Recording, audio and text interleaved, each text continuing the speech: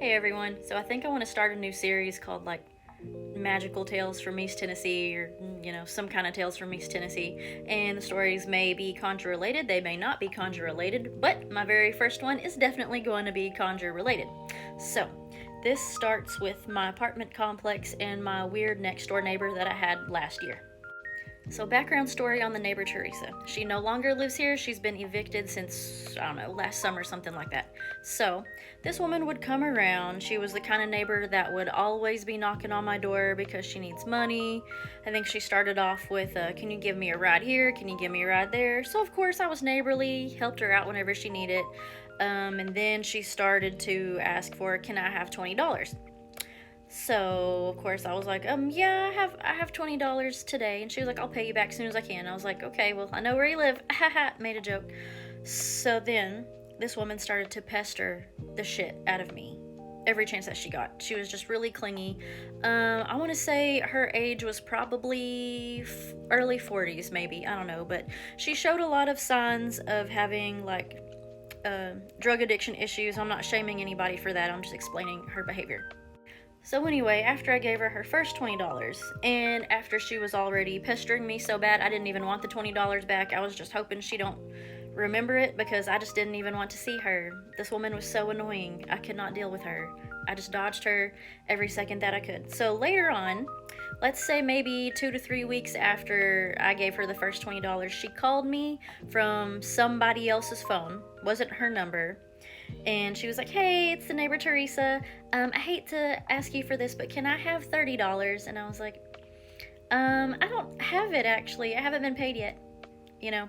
And she was like, okay, well, I just needed it for, whatever emergency she made up. And she was like, I know that I still owe you 20, so that means that I would owe you 50. And I was like, okay, I feel you, but I don't have it because I haven't been paid yet. None of your business when I get paid.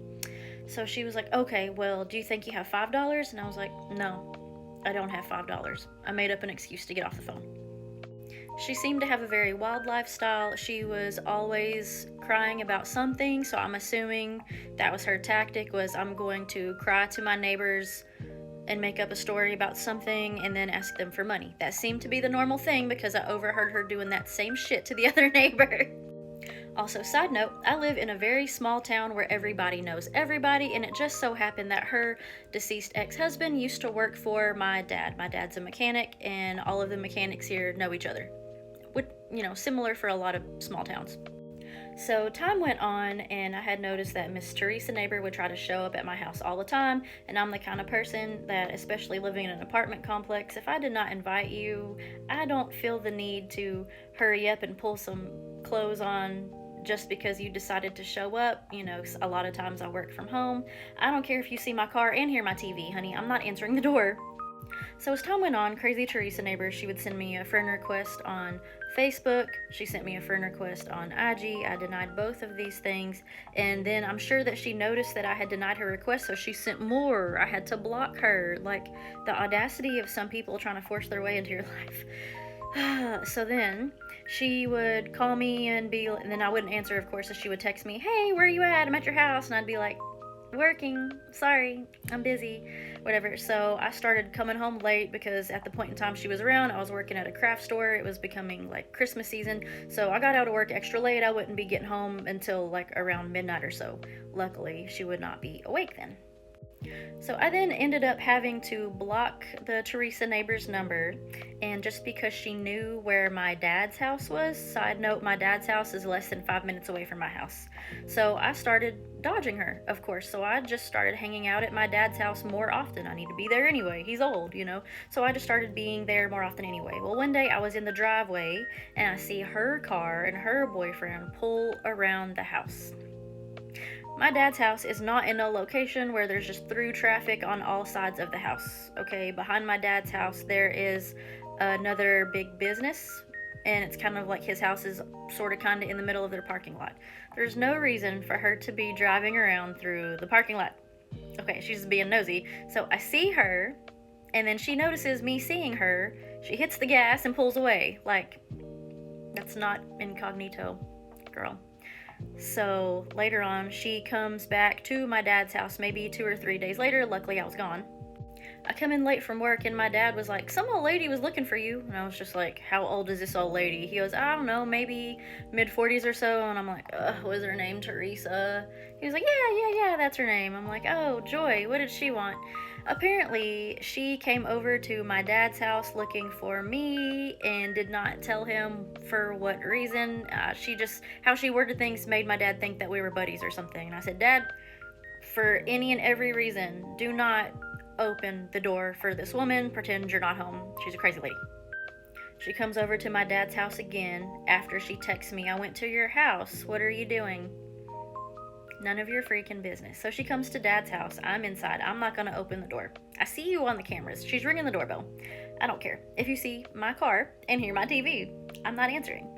So then I hear her yell at my dad. My dad's out in the garage. And she's like, hey, do you want to buy any food stamps? And my dad's like, I don't eat meat. It just makes up some kind of excuse to get rid of her. She's like, well, what about your daughter? And my dad's like, nah, she don't eat it.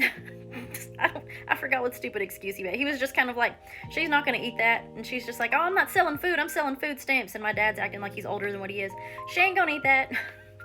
I don't know. So she eventually got annoyed and she left finally. Why are you always showing up? She's already showing up at my dad's house because I didn't answer my door at my house. Like, I know, the town's too small. So I want to just guesstimate if my memory serves me. She showed up at my dad's house maybe 5 times. Around the same point in time, my dad is having to go to the doctor for kidney pains. They do the diagnosis. He's got kidney stones. Okay, so also side note, I'm healthy as a horse, but while my dad had kidney stones, I was also having kidney pain. I went to urgent care, no kidney stones. There's nothing wrong with me. However, my kidneys hurt really freaking bad. No reason for this. So I'm doing divination on it. It's looking a little bit fishy. I called up another really reputable worker that I know. He's Papa Clay. He's findable on here. You can find him if you want to. He's awesome. So Papa Clay does some divination on it. Definitely some fishiness going on. So what we found out is that the other neighbor, I'm in an apartment complex where there's 3 of us in a row on one side, there's 3 on the other side. It was showing that somebody somewhere in the area, now this is a really like a rural area too, it's not packed with people, it's kind of like farmland looking place, just to paint you a picture. Some witch in the area has cast a spell on the Teresa neighbor lady, meant to keep her away. However, it came with a side effect and it's making people's kidneys hurt. It's kind of like wherever she goes, she's just dragging around some kind of bad juju with her. So the divination had told us that it seems to be like foot track magic is what the witch had done to keep this woman away for obvious reasons.